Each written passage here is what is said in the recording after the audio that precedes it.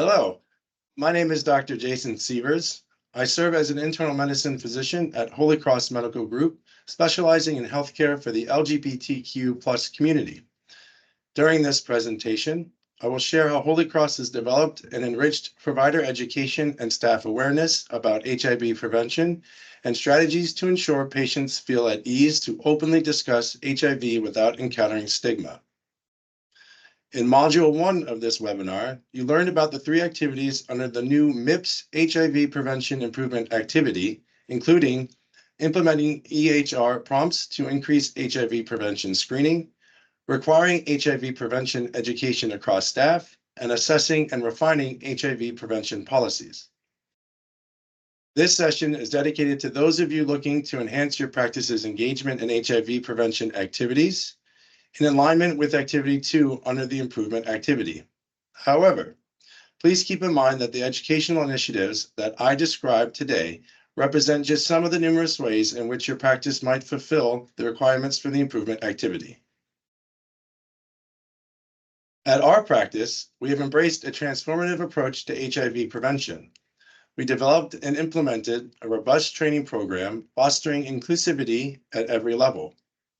Our staff are educated on a range of HIV prevention topics, from HIV testing, education, counseling, PrEP, and other preventative measures, accounting for nuances of patient-provider communication. Our clinic appreciates that every staff member makes a difference, which is why our administrative and support staff are also included in the training to ensure consistency in patient engagement. From the moment a patient walks in the door, how they feel is important to all of us. Providers and staff receive ongoing education on cultural humility, including our most recent training, which focused on appropriate use of pronouns, preferred name, and the unique needs of transgender patients. We've noticed this can help promote a respectful and affirming environment. Our training emphasizes a conversation-focused method that equips staff not only to provide information, but to actively listen to patients' concerns, which builds trust and facilitates more effective HIV prevention discussions. We've learned that fostering a learning environment where staff are encouraged to stay informed about the latest developments in HIV prevention and care is essential. For that reason, we implement regular training sessions, including lunch and learns, to keep the topic at the forefront and ensure that knowledge is refreshed and updated. A good example of this is when our office implemented HIV treatment injections into our clinic workflow. Prior to providing this patient service, we held an all-staff lunch and learn. Pharma representatives taught our staff how to properly mix and inject medications, frequency of injections, common injection side effects, and frequency of lab work.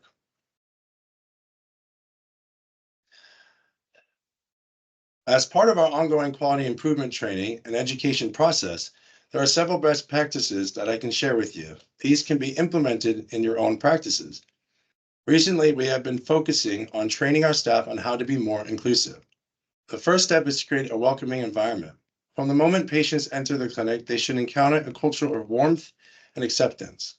This can be achieved by hiring empathetic staff who share the clinic's values of inclusivity and patient-centered care. We were also open and upfront during the hiring process to let applicants know the emphasis of our clinic is the LGBTQ population. It is the majority of our patient census. Additionally, in the spirit of communicating acceptance from the moment the patient walks in the door, we've modified our intake forms and procedures to enhance inclusivity. This included updating language to the most current and culturally appropriate, using people-first point of reference, such as people who inject drugs, women of trans experience, persons who are unstably housed, etc. Documentation is also a key factor, and the EMR needs to include options in its menus for people to communicate how they, the patient, self-identifies. Next is the importance of collaboration, which I cannot emphasize enough. Promote interdisciplinary teamwork and collaboration between departments. This involves multiple partnerships and include internal and external departments. We have partnered with Broward County's Department of Health to be part of the Test and Treat program. This program acts as a linkage program between newly diagnosed HIV patients, as well as those who have fallen out of care for more than 6 months and reconnect at our clinic. We have partnered internally with our community-based outreach department to host outreach events in the community. We have also instituted physician-led meetings to determine best practices and effective workflows. This proved to be very successful related to HIV injection implementation. Our office has also partnered with Community Health and Wellbeing, as well as Trans Social, an external trans-led organization that provided cultural community-focused training sessions with staff and physicians regarding interactions with patients of trans experience. This heightened our awareness and sensitivity in caring for this specific population. Community health workers can play a significant role in bridging the gap between the clinic and the community, enhancing outreach efforts, patient education, medication access and adherence, and addressing outstanding social determinants of health. Our clinic benefits from on-site rapid HIV testing. We've taken an active role in community outreach, fostering a stronger connection between our healthcare system and the community we serve. For a practice thinking about implementing or requiring HIV prevention staff education, there are a few things you can do. Establish a non-biased office space that values respect, acceptance, and does not judge your patients. Provide easy access to education for all staff members by reputable entities. Recognize and discuss different real-life scenarios and activities that can place a person at risk. How to effectively negotiating these situations is crucial and may be life-saving. Stay up to date in terms of language, local, and national campaigns. Familiarize yourself and staff with community resources that may benefit your patients. There are a few resources we recommend looking into to get started, such as the Regional AIDS Education and Treatment Center Human Rights Campaign, the National LGBTQIA+ Health Education Center, the National HIV Curriculum, and your local and our state health department's test and treat programs.